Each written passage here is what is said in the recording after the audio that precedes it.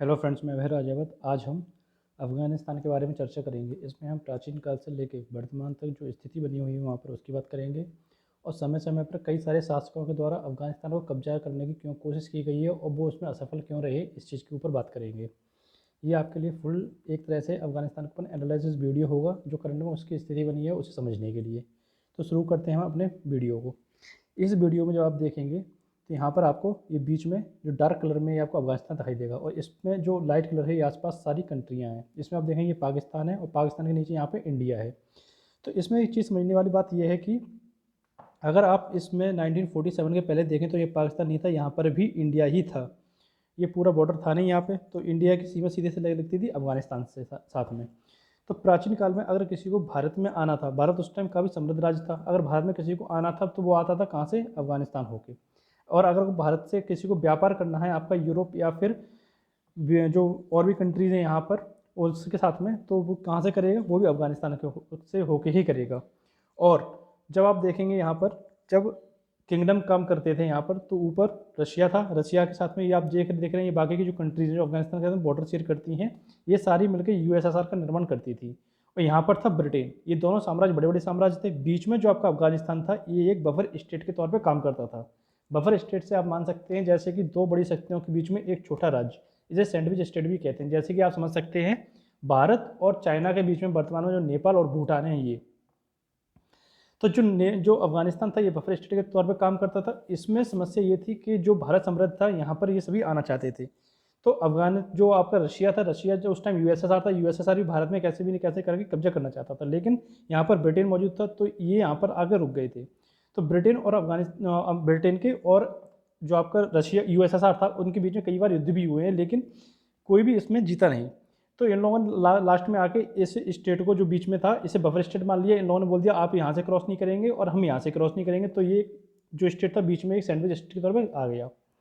इसी के बाद जब 1919 आता है तो 1919 में क्या होता है कि जब रशिया यहाँ पर रुक गया तो उसके बाद जो क्षेत्र था यहाँ पर ब्रिटेन ने इसे कब्जा करने की फिर से कोशिश की। तो यहाँ पर ब्रिटेन ने कई बार युद्ध किए, लेकिन यहाँ की जो कबीलाई जनसंख्या है वो पश्तून है। पश्तून काफ़ी मात्रा में यहाँ पर है। टोटल पॉपुलेशन का 50% पश्तून है। पश्तूनों के बारे में कहा जाता है ये दुनिया की सबसे बेहतरीन लड़ाई करने वाली कौमों में से एक है। ये 50% पॉपुलेशन का टोटल है यहाँ पर। यहाँ की जब आप बात करेंगे 3 करोड़ 90 लाख यहाँ की टोटल पॉपुलेशन अफगानिस्तान की, जिसमें से 1 करोड़ 80 लाख पश्तून है। तो मोटा मोटी आप देखेंगे 48 to 50% पश्तून है। तो यहाँ पर ये पश्तून जो युद्ध करते थे काफ़ी कुशल थे युद्ध में, इसलिए अफगानिस्तान वो जो ब्रिटेन था कभी युद्ध में जीता नहीं। तो इसने 1919 में आकर एक संधि की यहाँ के राजा के साथ में, और उन्होंने कहा कि ये बॉर्डर ये आप पार नहीं करेंगे, ना ही हम आपके राज्य में शासन करने आएंगे। तो जब ये एक संधि की जाती है, इस संधि के साथ में जो यहाँ पर राजा होते हैं वो राजा फिर यहाँ पर अपनी किंगडम शुरू कर देते हैं इसी एरिया में, अफगानिस्तान के बाहरी क्षेत्र में। जब अफगानिस्तान वाले क्षेत्र में यहाँ पर शासन कर रहे होते हैं तो फिर एक तो यहाँ पर यूएसए रुक गया, यहाँ पर ब्रिटेन रुक गया। उसने कुछ फिर क्या नहीं, 1919 आ गया। 1919 के बाद इनमें संधि होती है दोनों के बीच में, अफगानिस्तान और आपके ब्रिटेन के बीच में। तो जब संधि हुई उसके बाद राजा जो यहाँ पर थे वो अपना शासन करने लगे। इन्होंने ना ही तो कभी शीत युद्ध में हिस्सा लिया, ना ही इन्हें वर्ल्ड वॉर में हिस्सा लिया, ये शांति से अपना शासन कर रहे थे। तो यहाँ पर जो फिर ईयर आता है आपका 1960 का। 1960 में क्या होता है, यहाँ पर जो राजा थे जाहिर शाह, किंग जाहिर शाह, इन्होंने कई सारे सुधार शुरू किए यहाँ पर। तो एक तरह से यहाँ पर था राजतंत्र, लेकिन यहाँ पर ये लोकतंत्र की तरह शासन कर रहे थे। वो कैसे, इसे हम आगे समझेंगे। जैसे कि आप यहाँ पर देखेंगे जो राजा थे आपके एक ग्रेट गेम यहाँ पर, हाँ यहाँ पर जो आपके जाहिर शाह थे, इन्होंने क्या किया, जाहिर शाह ने कई सारे यहाँ पर रिफॉर्म्स किए 1960 में। जो रिफॉर्म्स थे इनमें एक तो इन्हें इलेक्शन के द्वारा यहाँ पर एक गवर्नमेंट के निर्माण की कोशिश की, दूसरे लोगों को पॉलिटिकल राइट्स दिए, वुमन को एजुकेशन के क्षेत्र में कई सारी इन्हें सुविधाएं दी कि वो एजुकेशन को कर सकें। इंफ्रास्ट्रक्चर मामले में रोड, स्कूल, ट्रांसपोर्ट के लिए कई सारे संसाधन एकजुट किए। तो काफ़ी अच्छा काम कर रहे थे। लेकिन 1973 आते आते इनके एक कजन थे दाऊद खान के द्वारा इनकी हत्या करवा दी जाती है और इन्हें यहाँ से तख्ता पलट कर दिया जाता है। जब दाऊद खान इनकी हत्या करवाते हैं तो दाऊद खान बन जाते हैं यहाँ के राष्ट्रपति और प्लस प्रधानमंत्री, दोनों पोस्ट ये अपने हाथ में कर लेती हैं। यहाँ पर जो जाहिर शाह थे ये राजा थे, लेकिन इन्होंने इस चीज़ को बंद करके यहाँ पर एक लोकतंत्र व्यवस्था लाते हुए राष्ट्रपति का अपने हाथ में बन गए थे। जब यहाँ पर ये राष्ट्रपति बनते हैं तो यहाँ पर ये शासन करते हैं। शासन इनका कुछ ज़्यादा समय तक नहीं चलता है। इनका 1973 में शासन बनते हैं और उसी के कुछ समय बाद इनकी भी हत्या कर दी जाती है। इनका जो तख्ता पलट किया जाता है ये किया जाता है PDPA, यहाँ पर एक पार्टी बन के उभरती है जो एक कम्युनिस्ट पार्टी थी। एक कम्युनिस्ट पार्टी का पूरा नाम था 1970 में बनी थी People's Democratic Party of Afghanistan. ये इनके खिलाफ विद्रोह कर देती है, कूप कर देती है। जो दाऊद खान है ये इसे कूप करते हैं कहते हैं, लेकिन जो द शोर जो एक कम्युनिस्ट पार्टी थी PDPA, ये इसे एक रेवोल्यूशन का नाम देती है कि ये क्रांति थी।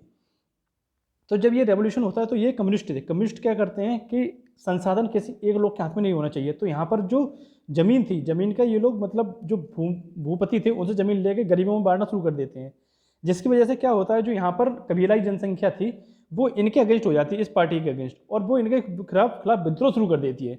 जब विद्रोह शुरू करती है तो यहाँ की जो एक सरकार थी यहाँ पर ये विद्रोह दबाने की कोशिश करती है, लेकिन जब एक जगह विद्रोह दबाने जाती है तो दूसरी जगह विद्रोह उभर के आ जाते हैं।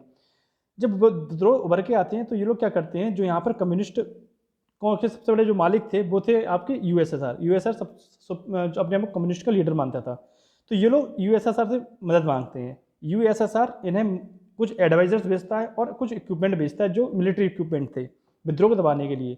जब ये चीज़ भेजी जाती है तो ये चीज़ ज़्यादा काम नहीं कर पा रही थी, तो लास्ट में आते आते USSR को खुद अपनी मिलिट्री यहाँ पर भेजनी पड़ती है। जब USSR यहाँ पर अपनी मिलिट्री भेजता है तो क्या होता है, ये 1979 से लेकर 1989 ये 10 साल तक के लिए खुद इस युद्ध में संलिप्त हो जाता है, एक तरह से मतलब फंस जाता है वहाँ पर। ये जो फोटो देखेंगे आप काफ़ी फेमस फोटो, एक ब्रिज से होते हुए अफगानिस्तान जो USSR की सेना है वो आपकी अफगानिस्तान की तरफ एंट्री कर रही थी, जो वहाँ पे PDPA है उसकी मदद के लिए। तो ऐसा क्या हुआ था कि इन्हें यहाँ पर भेजना पड़ा। ऐसा ये होता, देखो PDPA जो पार्टी थी आपकी उसमें कई सारे गुट बन के उभर आए थे। इसके जो नए राष्ट्रपति थे हाजिबुल्लाह अमीन ने क्या किया, यहाँ पर पूरी सत्ता अपने हाथ में ले ली थी। लेकिन हाजिबुल्लाह अमीन ने जब अपनी सत्ता हाथ में ली तो ये USSR इन्हें पसंद नहीं करता था। तो USSR जब इन्हें पसंद नहीं करता था, उसने जैसे ही एंट्री करता है अफगानिस्तान में तो 3 महीने के इनके शासनकाल के बाद इन्हें मरवा देता है। ठीक, ये तो समस्या ये थी। दूसरी समस्या ये थी जो विद्रोह हुआ था उसे दबाने के लिए USSR जो एडवाइज़र और हथियार भेजे थे वो काफ़ी पर्याप्त नहीं थे, और फिर उसके लिए अपनी सेना भेजती है। जब सेना को भेजा जाता है तो सेना यहाँ पर कई तरह के एक्शन लेती है। जब सेना यहाँ पर जाती है तो उन्हें कई तरह के जो एक्शन लेती है, वहाँ पर विद्रोह करती है और जो वहाँ पर जो विद्रोही संगठन थे उन्हें दबाने की कोशिश करती है। लेकिन जो वहाँ के स्थानीय लोग थे वो क्या करते हैं, एक USSR के अगेंस्ट एक होली वार मतलब कि एक पवित्र युद्ध की घोषणा कर देते हैं। पवित्र युद्ध क्या था, जैसे कि आप इसको समझेंगे, ये आपके धार्मिक युद्ध। USSR के विरोध में अफगानिस्तान की जनता जो धार्मिक युद्ध का नारा देती है और साथ में कहती है जिहाद का मतलब कि जो आपकी समाज का नहीं है उसके ऊपर आतंकी हमले करना, तो जिहाद का नारा देती है। ये जब हो रहा होता है तो ये विद्रोही थे जो USSR से लड़ रहे थे, इन्हें मुजाहिदीन कहा जाता है। तो इसमें जब ये जिहाद का नारा दिया गया मुजाहिदीन की तरफ से, तो इसमें जो आसपास के और भी देश थे उनमें से कई सारे फाइटर्स इनके साथ में आकर जुड़ने लगे। तो जब आप देखेंगे ये जो मुजाहिदीन थे इनका समर्थन कौन कर रहा था, पाकिस्तान, सऊदी अरेबिया, तुर्की, चाइना और USA। चाइना इसलिए समर्थन कर रहा था क्योंकि 1964 आते आते चाइना और USSR के बीच में मतभेद उभर के आए थे। पाकिस्तान इसलिए कर रहा था क्योंकि पाकिस्तान USA के खेमे में था और USA चीन के USSR के साथ में शीत युद्ध में संलिप्त था, इसलिए वो इसे हराना चाहता था यहाँ पर। तो ये सब रीजन थे जो ये लोग USSR उसकी जो अफगानिस्तान में आतंकवादी संगठन थे उनकी मदद कर रहे थे। इसी में जब आप देखेंगे कि जब दूसरे देश के लड़ाके इस युद्ध में आगे लड़ रहे थे तो उसी में से एक सऊदी की तरफ से पैसे जो एक रिच फैमिली थी उनमें से उनका भी एक लड़का आता है जो आगे चल के अलकायदा की स्थापना करता है और आपका बनता है लादेन, जिसकी एबटाबाद में 2011 में अमेरिका हत्या करता है। तो ये भी आके इसी में जुड़ जाते हैं। तो यहाँ पर क्या चल रहा था, यहाँ पर जब युद्ध चल रहा था तो युद्ध 1979 से लेकर 1989 तक रशिया जो ये फिर USSR था जो यहाँ पर युद्ध करता है। यहाँ पर जो आप देखेंगे कि 34 कंट्रीज़ प्लस यहाँ पर जो 34 मुस्लिम कंट्रीज़ थी और जो UN था, यूनाइटेड नेशंस था, ये USSR की आलोचना करता है और कहता है कि आप किसी दूसरे देश में उनके आंतरिक मामले में जाके सीधे सीधे हस्तक्षेप नहीं कर सकते।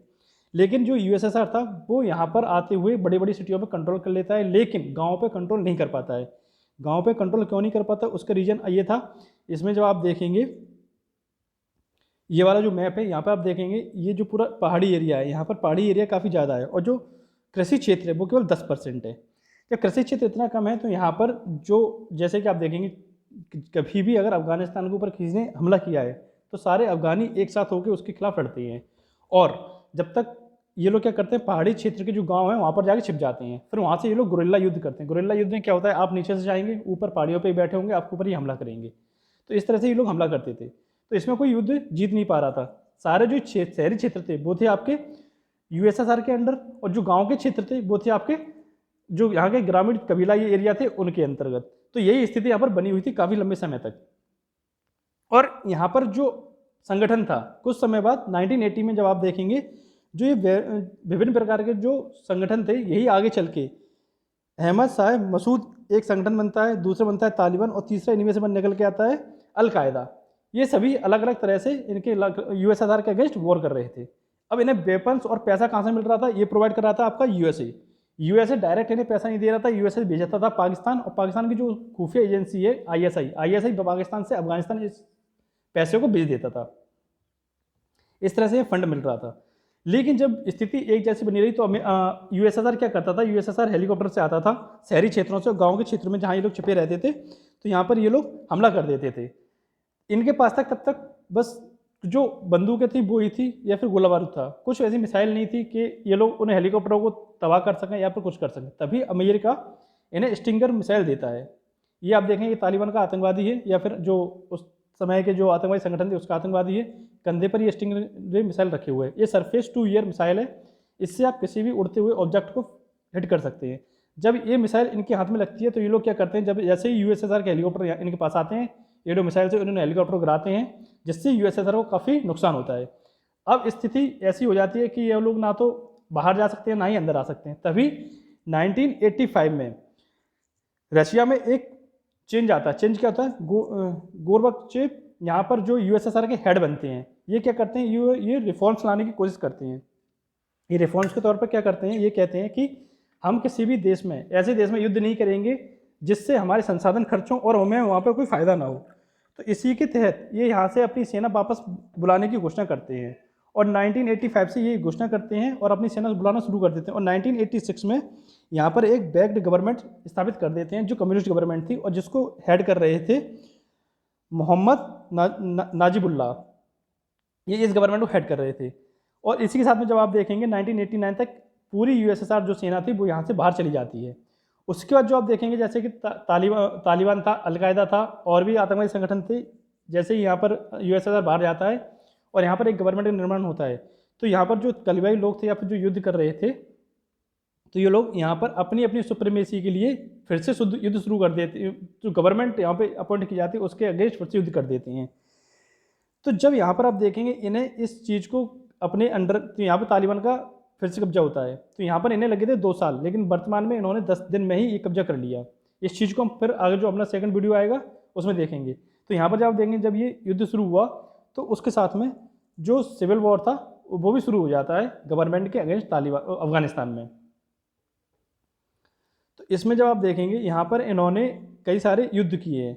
देखिए जो ये भूमि है ना जो अफगानिस्तान की, इसे क्या कहा जाता है, द ग्रेवयार्ड ऑफ एम्पायर्स, मतलब कब्रगाह। जो बड़े बड़े एम्पायर्स हैं उन सबकी कब्रगाह। ऐसा क्यों कहा जाता है, क्योंकि यहाँ इन्वेड करना आसान है। यहाँ पर आप जाके मतलब एक तरह से शासन कब्जा कर लेंगे, बड़ा आसान तरीके से कर लेंगे, कोई मुश्किल नहीं होगी। लेकिन यहाँ पर रूल करना काफ़ी मुश्किल है।